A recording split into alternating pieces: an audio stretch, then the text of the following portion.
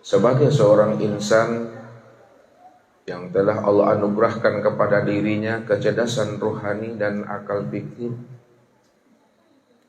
Tentu dengan kecerdasan rohani dan akal fikir ini kita mampu untuk menyenter dan menyilau supaya kita dapat mengenal siapa diri dan siapa pula akan Tuhan kita ini. Orang yang telah diberikan Allah kecerdasan rohani dan akal fikir untuk menyenter dan menyilau siapa diri dan Tuhannya, lalu dia tidak mampu mengenal akan dirinya dan Tuhannya, maka orang yang demikian itu dicap oleh Allah Subhanahu wa ta'ala, ulaika fi dolalin ba'id. Maka mereka itu telah berada pada kesesatan yang sangat jauh, kata Allah. Orang yang telah berada pada kesesatan yang sangat jauh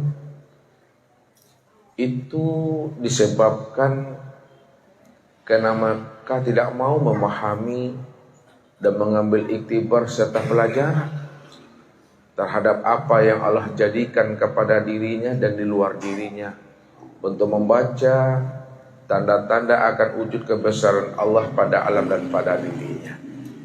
Maka orang-orang yang demikian itu, kata Allah, sudah dipastikan dia tidak akan pernah tahu jalan pulang dan kembali untuk berjumpa dengan diri. Padahal diri kita ini, kata Allah, adalah bahagian daripada dirinya. Makanya orang yang tidak mengerti bahwa dirinya itu tajalli bahagian daripada diri Tuhan, maka dia yang dikatakan Allah orang yang buta lagi tersesat dunia sampai akhiratnya. Maka ingatlah apa yang Allah utarakan kepada kita supaya kita mampu memahami dari setiap apa yang Allah sampaikan. Wa man kana fi hazil a'ma fa huwa fil akhirati a'ma wa adallun sabila. Barang siapa yang tidak mengenal aku di dunia, kata Allah, pasti dia tidak akan pernah mengenal aku juga di akhirat. Siapa yang tidak mengenal aku di waktu hidupnya, maka di waktu matinya dia juga tidak pernah mengenal akan aku. Dan siapa yang tidak mengenal aku pada dirinya,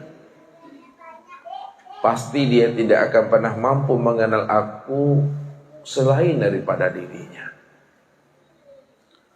Maka orang yang tidak mengenal dalam kehidupan di dunia ini,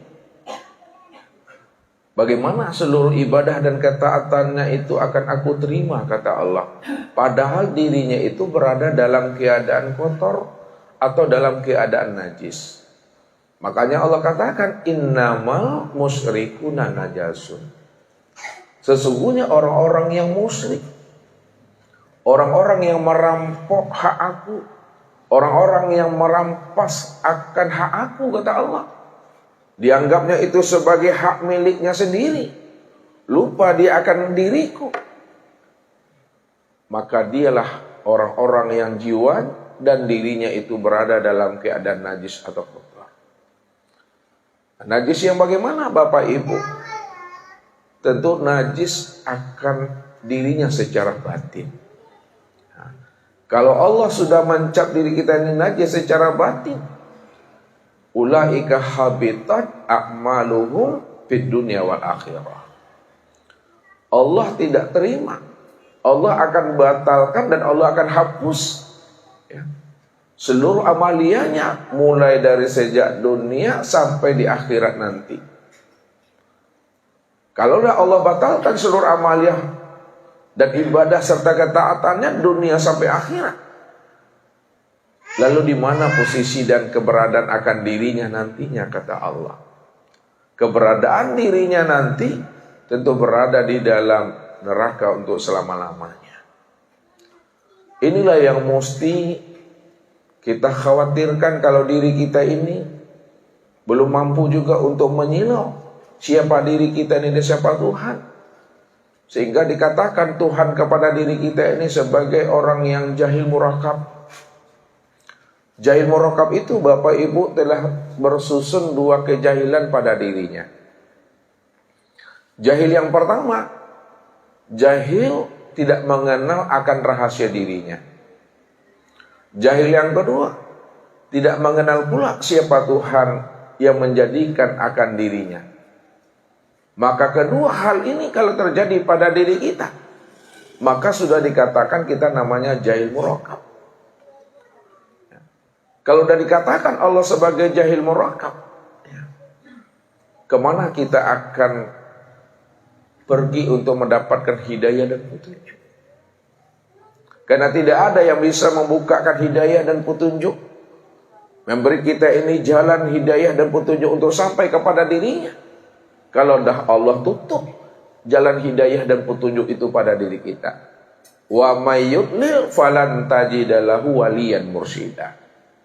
Siapapun di antara dari hamba-Ku, kata Allah, karena ia tidak mengenal akan diriku dan tidak mengenal pula siapa dirinya, maka kemanapun dia pergi untuk minta hidayah dan minta bimbingan, bagaimana dia bisa sampai selamat dunia dan akhirat, kata Allah, falan tajidalahu, maka dia tidak akan pernah menemui seorang pun sebagai seorang wali mursyid, kata Allah.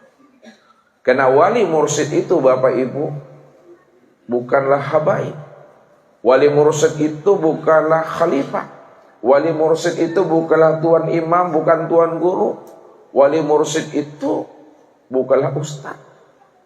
Akan tetapi yang dikatakan wali mursyid yang bisa memberi hidayah dan petunjuk, tidak lain adalah Allah Subhanahu wa ta'ala.